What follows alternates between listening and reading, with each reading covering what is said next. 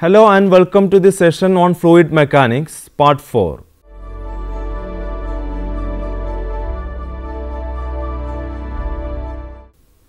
Coefficient of viscosity. In a laminar flow, the viscous force is proportional to the area of contact A of the two layers and to the velocity gradient normal to the direction of flow. Let us consider the simplest case where the velocities of all layers have the same direction, say that of x axis as shown in figure 1.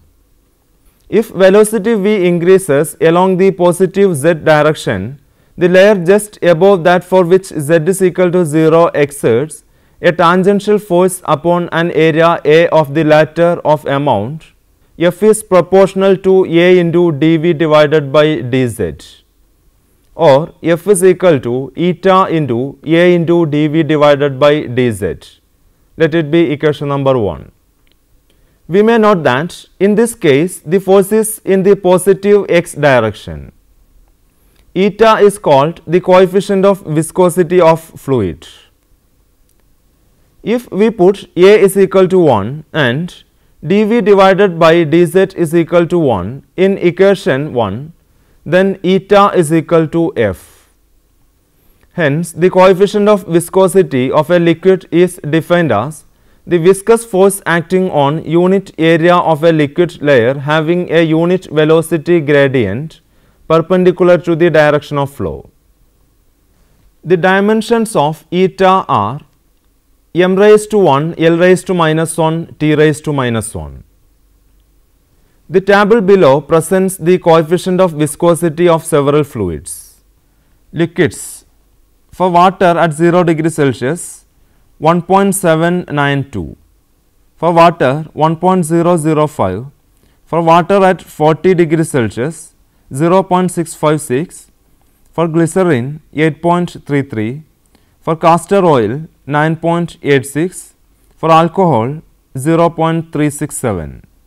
Gases: for air at 0 degree Celsius 1.71, air 1.81, for air at 40 degree Celsius 1.9, for hydrogen 0.93, for ammonia 0.97, for carbon dioxide 1.46.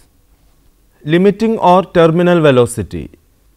When a body moves through a viscous fluid under the action of force F, the resultant force is F minus k into eta into V, and the equation of motion is ma is equal to F minus k into eta V.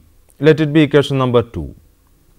With the force F constant, the acceleration A produces continuous increase in V and a corresponding increase in fluid friction, so that eventually the right hand side becomes 0.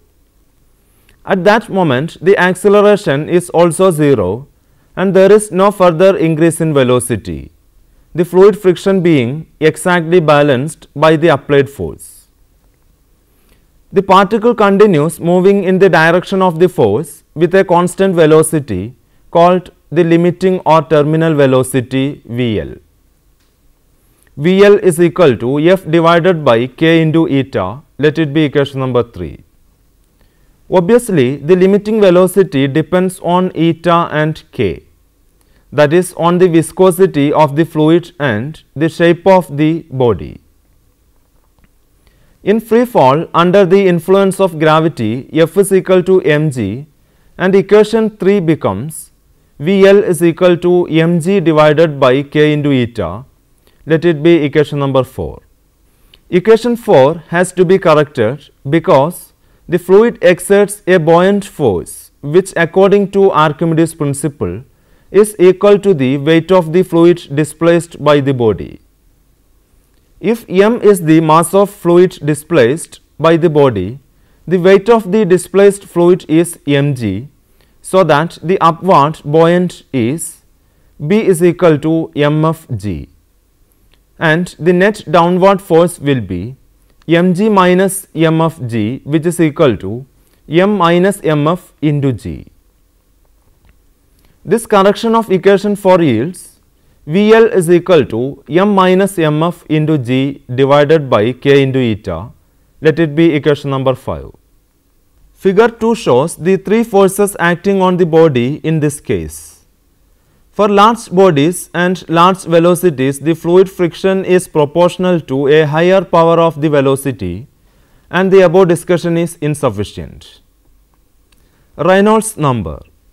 Reynolds shows experimentally that if the average velocity of flow of a liquid is the total volume of the liquid flowing per second per unit cross-sectional area of the tube of flow of a given liquid is below a certain value, the motion is streamlined, but if it exceeds this value, the motion becomes turbulent.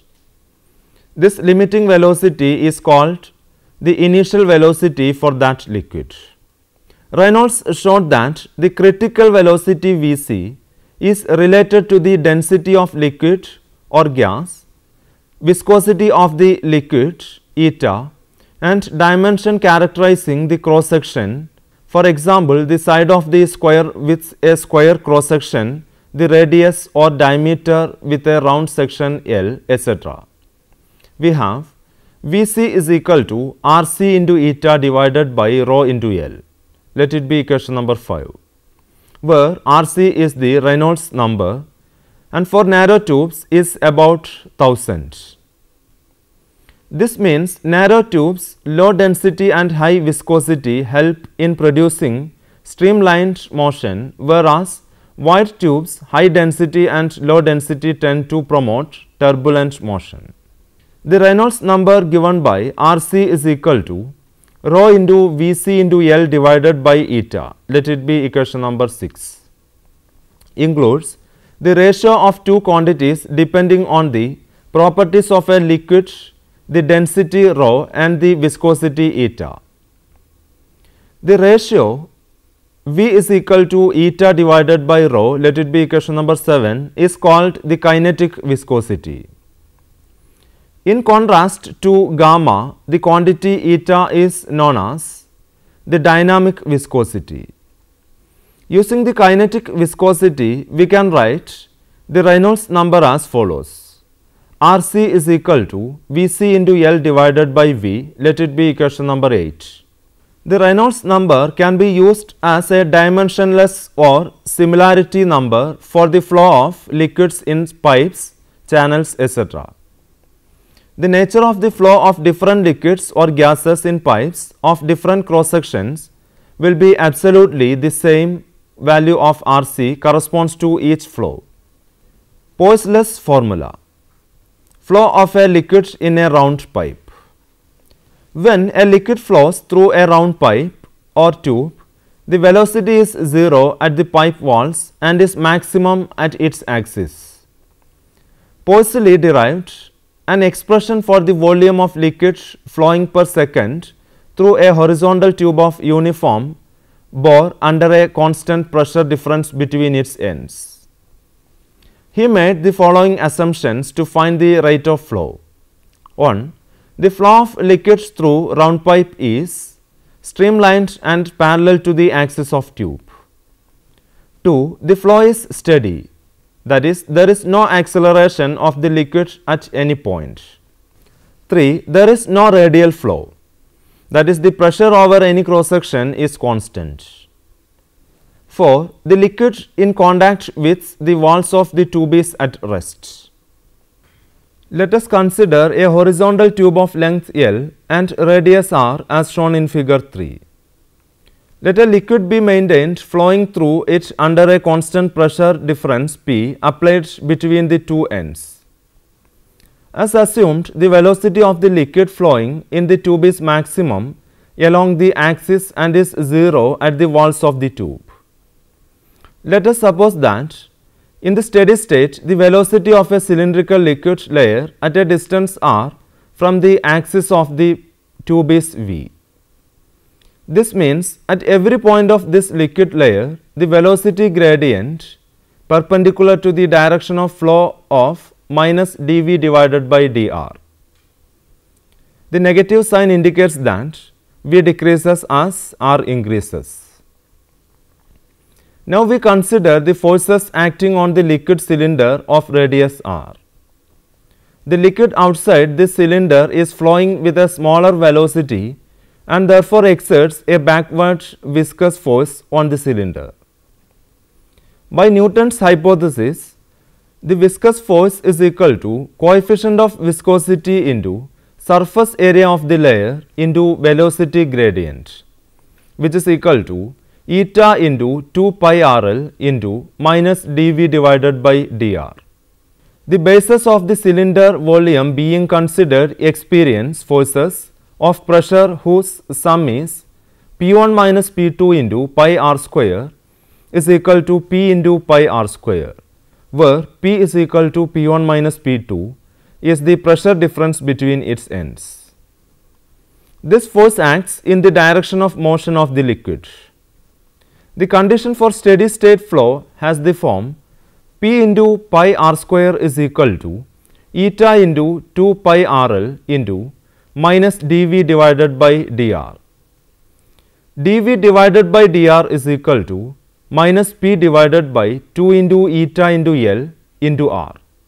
Integrating, one obtains V is equal to minus P divided by 2 into eta into L into R square divided by 2 plus A. Let it be equation number 9, where A is the integration constant and must be selected so that the velocity will vanish at the pipe walls, that is with R is equal to A.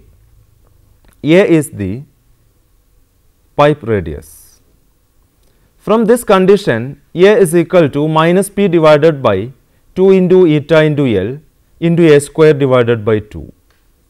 Introducing the value of A in equation 9 gives V of R is equal to minus P divided by 4 into eta into L into A square minus R square, which is equal to P divided by 4 into eta into L into A square into 1 minus R square divided by A square. Let it be equation number 10. The value of the velocity along the axis of the pipe is R is equal to A. V naught is equal to V of 0, which is equal to P divided by 4 into eta into L into A square. Let it be equation number 11. Using equation 11 in equation 10, one obtains V of R is equal to V naught into 1 minus R square divided by A square. Let it be equation number 12. Thus, with laminar flow, the velocity changes with an increasing distance from the axis of a pipe according to a parabolic flow. Figure 4. With turbulent flow, the velocity at each point changes chaotically. With constant external conditions, the average in time velocity at each point of cross section of a pipe is constant. The profile of the average velocities in turbulent flow is shown in figure 5. The velocity changes near the walls of a pipe at a much greater rate than in laminar flow. In the remaining part of the cross section, the change in the velocity is smaller. Assuming the flow to be laminar, let us calculate the rate of flow of the liquid Q, that is, the volume of the liquid flowing through the cross section of a pipe in unit time.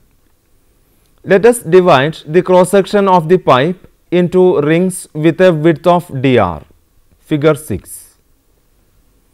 In 1 second, a volume of the liquid equal to the product of the ring area 2 pi r dr and the velocity of the flow at the points at a distance of r from the pipe axis will pass through a ring of radius r.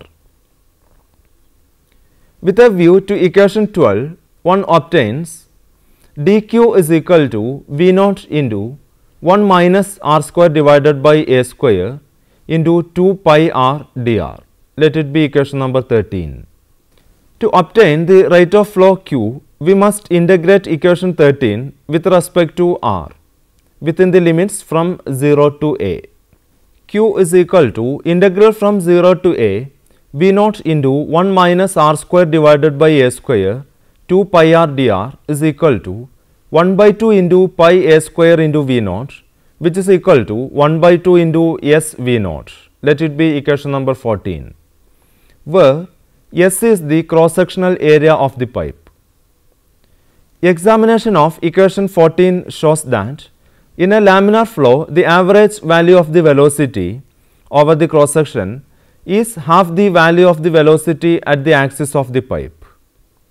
Substituting in equation 14 the value of V naught, from equation 11 we obtain the following formula for the rate of flow. Q is equal to P into pi a raised to 4 divided by 8 into eta into L. Let it be equation number 15. This is known as the Poiseuille formula.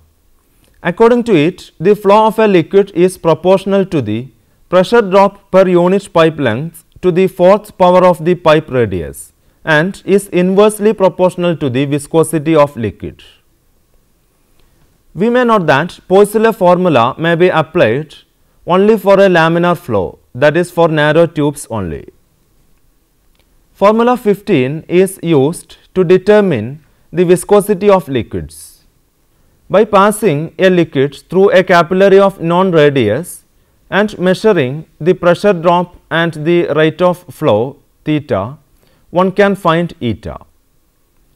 In the above discussion, we have assumed flow to be steady throughout the length of the pipe.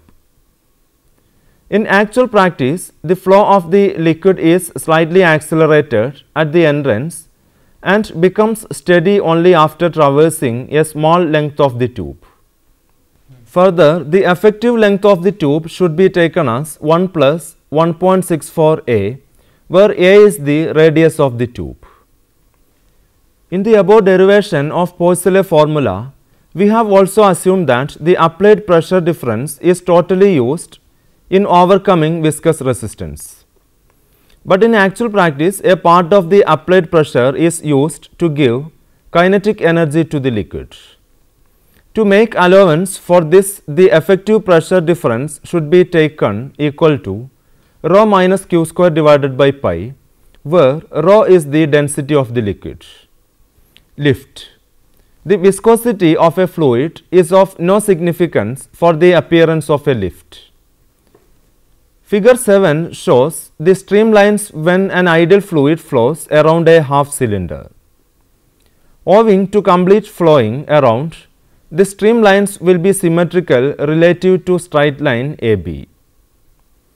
The streamlines are closer together near point C. Therefore, the pressure here will be lower than near point D and the lift P appears. A lift appears similarly in a viscous fluid. The force keeping an aeroplane in the air is the lift acting on its wings. The drag is harmful during the flight of an aeroplane. This is why the wings of an aeroplane and its fuselage are given a well streamlined shape. The profile of an aeroplane wing must also ensure an adequate lift. The profile is shown in figure 8 is the optimal for an aerofoil. This laid the foundation of modern aerodynamics. Problems. Problem 1. 3 capillaries of length 8L, 0.2L and 2L and the radii are 0.2 r and 0.5 r respectively are connected in series. If the total pressure across the system in an experiment is P, deduce the pressure across the shortest or middle capillary. Answer. Let P1, P2, P3 be the pressure across the first, second and third capillaries respectively. Obviously, the rate of flow must be the same throughout the system. We have Q is equal to pi into P1 r raised to 4 divided by 8 eta into 8L, which is equal to pi into P2 into 0.2 r the raised to 4 divided by 8 into eta into 0.2L, which is equal to pi into P3 into 0.5 r the raised to 4 divided by 8 into eta into 2L, or P1 divided by 8 is equal to P2 divided by 125 is equal to P3 divided by 32, or P1 plus P2 plus P3 is equal to P. Therefore, 8 divided by 125 P2 plus 32 divided by 125 P2 is equal to P, or 165 divided by 125 P2 is equal to P, or P2 is equal to 125 divided by 165 into P. Problem 2. A cylindrical vessel of height h is kept maintained full of water. 3 capillary tubes of same radius A and same length L are lifted horizontally in the wall of the cylinder at distances h by 2, 3h by 4 and h measured from the top. The water can flow through these tubes. Show that the length of a single outflow tube of the same radius, which can replace the 3 tubes when fitted at the bottom, is 4 divided by 9. Answer. Let P1, P2, P3 be the pressure heads at the 3 tubes and Q1, Q2, Q3 be the corresponding rates of flow. Now, by Poiseuille's formula, we have Q1 is equal to pi into P1 a raised to 4 divided by 8 into eta into L. Q2 is equal to pi into P2 a raised to 4 divided by 8 into eta into L. Q3 is equal to pi into P3 a raised to 4 divided by 8 into eta into L. Q is equal to Q1 plus Q2 plus Q3, which is equal to pi a raised to 4 divided by 8 into eta into L into P1 plus P2 plus P3. Let it be equation number 1. Let us take that L be the length of the single tube fitted at the bottom having rate of flow Q. Then we have Q is equal to pi into P3 a raised to 4 divided by 8 into eta into L. Let it be equation number 2. Equating equations 1 and 2, one obtains P3 divided by 4 is equal to P1 plus P2 plus P3 the all divided by L. Given P1 is equal to h by 2, P2 is equal to 3h by 4 and P3 is equal to h in terms of water height. We have h by L is equal to h by 2 plus 3h by 4 plus h the all divided by L is equal to 9 by 4 h divided by L, or L is equal to 4L divided by 9. Now, let me summarize this session. Coefficient of viscosity of a liquid is defined as the viscous force acting on unit area of a liquid layer having a unit velocity gradient perpendicular to the direction of flow. The Reynolds number can be used as a dimensionless or similarity number for the flow of liquids in pipes, channels, etc. Poiseuille's formula is an expression for the volume of liquid flowing per second through a horizontal tube of uniform bore under a constant pressure difference between its ends. Now, you can answer the given questions. First one, give the theory of flow, Poiseuille's formula, of a liquid through a uniform capillary tube. Second one, explain what you understand by viscosity of a liquid. Third one, define streamlined flow, turbulent flow, critical velocity and Reynolds number. Fourth one, what are the limitations of the Poiseuille's formula and how the corrections are made. Now, you may go through these books for reference. 1. A textbook of fluid mechanics by R.K. Rajput. 2. Fluid Mechanics, a course reader by Jeremy M. 3. An Introduction to Fluid Dynamics by Bachelor G.K. 4. Elementary Fluid Dynamics, Atchison D.J. Thank you for watching this program. See you next time with another topic. Till then, take care.